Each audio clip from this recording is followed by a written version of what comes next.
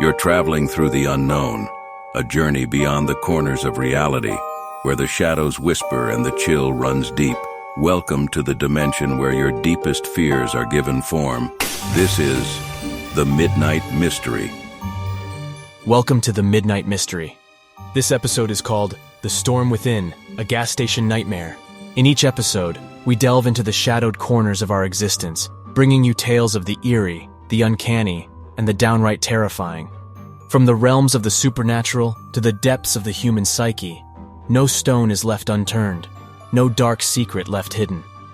As the clock once again draws near midnight, prepare to embark on another adventure into the uncanny, the eerie, the horrifying, the Midnight Mystery. The weight of my recent divorce pressed upon me as I traveled through a remote town, searching for the next big story that would reignite my passion for journalism. However, an unexpected adversary in the form of a relentless snowstorm besieged the area. Every radio channel urgently recommended shelter. Blurred visages of trees and road signs merged into a white blanket. Struggling against the blinding white, I stumbled upon an isolated gas station, a beacon amidst the chaos. The old structure had seen better days, but now it promised sanctuary. Inside, dim lighting illuminated a handful of faces, each a story waiting to unfold. By the counter, nursing a coffee, sat Claire. Her nurse's ID hung loosely around her neck. Even under the station's harsh lighting, the faded bruise on her cheek was evident. She gave a nod of acknowledgement as our eyes met, a hint of sadness lurking within them. "Rough night for traveling," I ventured, taking a seat beside her. She forced a smile. "Isn't it just nature's way of telling us to slow down?" Near the window, Leo and Eliza murmured among themselves. Though they shared the same space, a chasm of tension separated them. Their winter attire screamed vacation, but their hushed, clipped tones revealed otherwise. "Missed the weather forecast, huh?" I asked, hoping to lighten the mood. Leo sighed, his gaze still outside. "We were trying to escape. Not the storm, just things." Beside the magazine rack, Martin impatiently tapped his sleek phone, frustration evident. The stylish coat and high-end tech gadgets hinted at his profession, even before he began lamenting the lack of service. "I have an important video conference in an hour," he growled. "This storm's costing me thousands by the minute." Trying to ease his angst, I commented, "Nature doesn't care for schedules." He snorted, "It should." Anna, a spry teenager, entered next, drawing my attention. Her large backpack clinked with the sound of camera gear, capturing fleeting moments of the storm outside. She seemed lost in her world, framing shots with her fingers. "Photographer?" I inquired, motioning to her gear. "Documenting life," she replied, her eyes full of dreams. A door at the back creaked open, revealing Bill, the gas station's caretaker. His pronounced limp and rough exterior seemed out of place amidst the delicate snowflakes outside. "Storm's gonna last all night," he announced gruffly. "Stay put.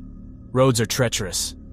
Everyone exchanged glances, realization dawning that we'd be spending the night under this shared roof, sheltered from the storm's fury, yet oblivious to the brewing tempest among strangers with concealed tales.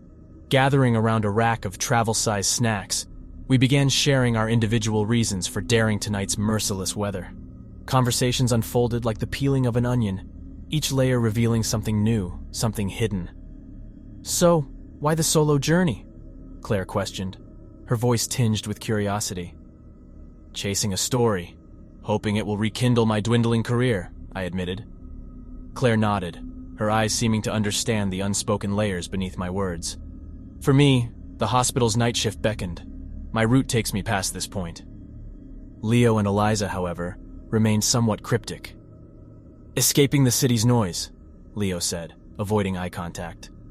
Eliza squeezed his hand, wordlessly sharing her tacit support for his concise account. Martin's annoyance resurfaced. "I should have been launching a new software feature right now.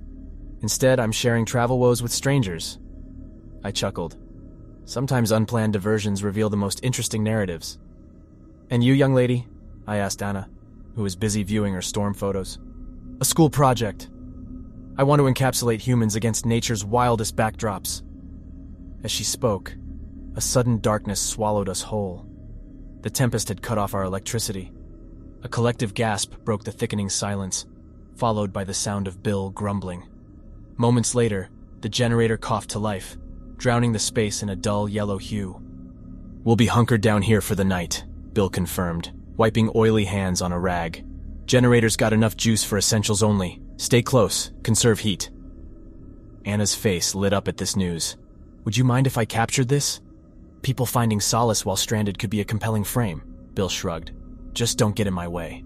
Overhearing Anna's idea, Claire suggested, "Maybe also document how people from diverse paths converge when thrown into unanticipated situations like this."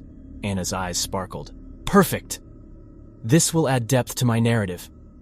In the early hours, before dawn could challenge the storm's reign, an unsettling noise shattered my restless slumber. It was an odd, muffled thud, barely perceptible yet incongruent to the persistent whoosh of swirling snow against the walls. Compelled by a mix of journalistic curiosity and growing unease, I ventured out, flashlight in hand. The beam's narrow focus landed on Martin's unmoving body near the fuel tanks. Life had left him, his eyes staring into nothingness, a look of incredulous surprise etched onto his cold face. Rushing back, I alerted the shelter's inhabitants. A cacophony of gasps, screams, and raised voices reverberated within the confined space. Speculation rampaged like a wildfire. Could it have been a wild animal? Leo's voice quivered as he spoke. "It's not inconceivable," Bill responded, scratching his head. "Wolves lurk around sometimes." Eliza, holding tightly onto Leo, ventured, "What if he was attempting to leave and fell or something? The snow's a treacherous floor." Anna, poised to document reactions, suddenly exclaimed, "My camera's vanished! It was right here!" Frantic searching ensued, but the camera remained elusive, elevating the atmosphere from one of unease to outright distrust. Breaking the spiraling chaos, Claire, her voice tinged with dread, confessed, "Martin and Bill were quarreling earlier. I heard raised voices when I was in the restroom." The scrutiny pivoted towards Bill, who looked both affronted and stunned. "Arguing? Over what?" I probed. "I didn't kill him," Bill protested. "We disagreed over fuel prices. It got a bit heated, that's all." It was then that I noticed Leo discreetly trying to pocket something. "What's that you're holding?" Reluctantly, Leo revealed a pocket knife. "It's for self-defense. Never had to use it, though." Claire, her eyes narrowing, cradled her hand, showing a fresh cut across her palm. "I got this while searching for Anna's camera. This knife could easily inflict such a wound." "Accusing me?" Leo's voice reached a crescendo. "Look, I didn't touch Martin, nor did I come near you." The fault lines were now evident. Claire, Anna, and I found ourselves subtly distancing from Leo, Eliza, and Bill. The dynamics had irrevocably shifted. It was as if an invisible barricade had been erected, partitioning the room into zones of suspicion and reluctant alliances. "What's our course of action?" Claire inquired, looking at me as though I had the blueprint for solving this burgeoning mystery. "I suggest we keep an eye on each other until the authorities arrive," I replied. "It's clear someone here isn't being honest." Claire nodded. "And protect each other from any more unforeseen incidents."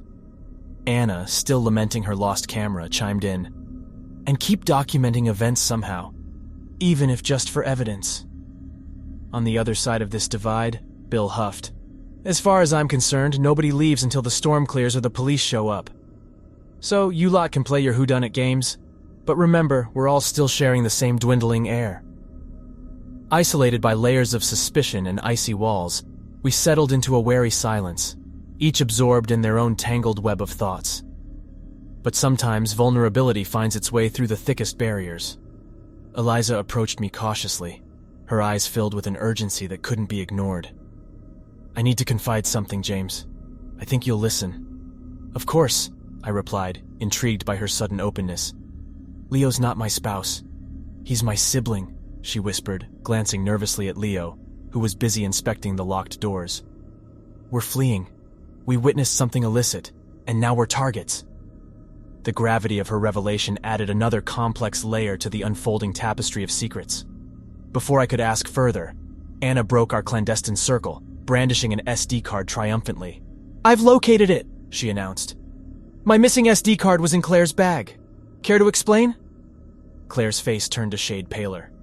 Snatching the SD card, Anna inserted it into her backup camera and began scrolling. Images appeared on the screen, revealing Claire and Martin together, their proximity suggesting an intimacy long past but not forgotten. Claire sighed. Yes, Martin and I had history, but our paths diverged years ago. Whatever you're implying, it doesn't make me a murderer. At this tumultuous juncture, a shout from the storage room pierced the building tension. Rushing over, we found Leo on the floor, a gash on his arm bleeding profusely. Bill assaulted me, he choked out, gripping his wound. Fury erupted. Bill, caught in a tide of mounting evidence and accusatory glares, was overpowered and secured with zip ties. Why? I demanded, my voice tinged with incredulity and disappointment. I didn't attack anyone, Bill retorted, his eyes filled with a mixture of confusion and indignation. As Claire gathered first aid supplies to treat Leo, Eliza began to remove his boot to make him more comfortable. A photograph tumbled out, landing face up. The image was unsettling. Anna, captured from a distance, as though she were being observed without her knowledge. What's this, Leo? Eliza held up the picture, her voice tinged with betrayal and fear. Leo looked up, his face drained of color. I can't explain right now, but I'm not a threat to Anna. But you've been stalking me? Anna's voice wavered between disbelief and fear. I'm just a student, a photographer. No, it's not. Enough, I intervened. We're spiraling into chaos. Right now, all we have are assumptions and half-truths. We must find definitive proof to identify who's endangering us before more blood is shed. Glancing around the room, I saw a mixture of emotions, fear, regret, distrust, mirrored in each face. Eliza held the incriminating photo. Claire's hands paused in their first aid efforts. Anna clutched her reclaimed SD card, and Bill, restrained yet defiant, met my gaze. Grim tension loomed, becoming almost as palpable as the cold permeating the walls. In this murky atmosphere, two figures emerged from the shadows of reticence. Claire, taking a deep breath, looked directly at me. Martin was my former partner. Our relationship was a cataclysm of abuse. Bumping into him here wasn't premeditated. It was accidental horror. You didn't want to depart when you saw him, I inquired. The storm was already too fierce, she sighed. If I'd known how disastrous staying would be, I'd have braved the snowstorm instead. Believe me, I didn't kill him. Her admission floated in the air, merging with the brew of layered revelations already unsettling us. But Anna wasn't done unburdening either. She hesitated before finally speaking. I'll admit to photographing everyone. My art concept revolves around the notion of strangers in the storm. It's meant to explore unexpected human connections under duress. And the photo of you in Leo's possession? Eliza interjected, her gaze sharp. I'd noticed Leo tailing me on various occasions. I turned the lens back on him, making him my involuntary subject. It seems my observations triggered a chain reaction that escalated into violence. So Anna had inadvertently captured Leo, who was subsequently discovered by Bill, leading to the clash and injury. The circle of cause and effect was dizzying. So you instigated the confrontation between Leo and Bill? Claire questioned, her voice colored with a complex blend of relief and fresh concern. Indirectly, Anna admitted. But capturing that tension might have unearthed the menace among us. Bill, still restrained but listening intently, grumbled, Well, aren't we a quaint group of spies, artists, and runaway witnesses? And I'm tied up because someone here attacked two people and we don't know who else might be at risk, I emphasized, my eyes scanning each face. Now, though, I'm wondering if we've been suspecting the wrong individuals. A heavy silence reigned. We were a tapestry of human complexity, each thread twisted by individual circumstances and secrets, woven together by an unyielding storm. Yet each confession, instead of bringing clarity, only further muddied the waters. I browsed through a shelf behind the counter, ostensibly looking for food, but something else caught my eye. A diary, inconspicuously wedged between miscellaneous items. The name Bill scrawled on the first page made my heart race. Scanning the entries, an unsettling narrative unfolded. Bill's unrequited affection for Claire, disdain for Martin who had robbed him of her, and a chilling intent to confront the man. The snowstorm, it seemed, granted him a serendipitous veil for carrying out his scheme. An audible crackle pierced the room. Police sirens grew louder as the tempest waned. Bill's eyes widened with panic, his demeanor shattering. Reality had cornered him, and he chose that moment to act, lunging toward Claire with a concealed knife. Instinct propelled me forward. In a simultaneous burst of movement, Anna swung her camera, hitting Bill's arm, while Eliza tackled him from the side. I seized the knife as it fell from his grip, rendering his attempt futile. "You sick monster!" Eliza spat, looking at Bill with unequivocal disdain. "How could you?" Claire gasped, her face a mix of horror and disbelief. The sirens crescendoed to a halt outside. Officers stormed in, guns drawn. The room froze, a tableau of accusations and failed violence. Bill was apprehended, his eyes locking onto Claire's one last time, filled not with remorse, but a certain resigned bitterness. "Don't ever think you can escape your past, Bill," I said, handing over the diary to an officer. "The storm didn't create a monster, it just revealed one." As Bill was led out in handcuffs, a collective sigh surged through the room.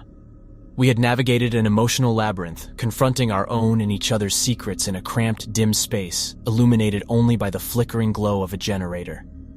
The night was an odyssey of human foibles and fractures, each person a crucible of fears, ambitions, and hidden motives. Claire, freed from her violent past; Anna, whose art had accidentally catalyzed confrontation; Leo and Eliza, still cloaked in mysterious circumstances; and me, a journalist who'd stumbled into a story far grimmer than the one I'd been chasing. All lives intercepted by a malevolent design, the roots of which lay within the complexities of the human psyche. I hope you enjoyed our episode. I'd like to extend a heartfelt thanks to you, our brave listeners. Your presence in this shared journey into the unknown is what fuels our stories. Your fascination is our motivation. Did this episode send chills down your spine? Then leave your comments, your thoughts and theories, your own midnight mysteries. Your feedback is the beacon that guides us through the uncharted territories of our stories. And if you haven't already, remember to subscribe to our channel. By joining the Midnight Mystery family, you won't miss out on a single chilling tale. As a subscriber, you'll be the first to know when a new episode lurks around the corner, ready to pull you back into the shadowy depths of the unknown. This is the Midnight Mystery signing off, leaving you with a simple reminder. When the clock strikes 12, fear the silence, for that's when our tales come to life. Good night, Midnight listeners. And remember, not all who wander into the dark are lost.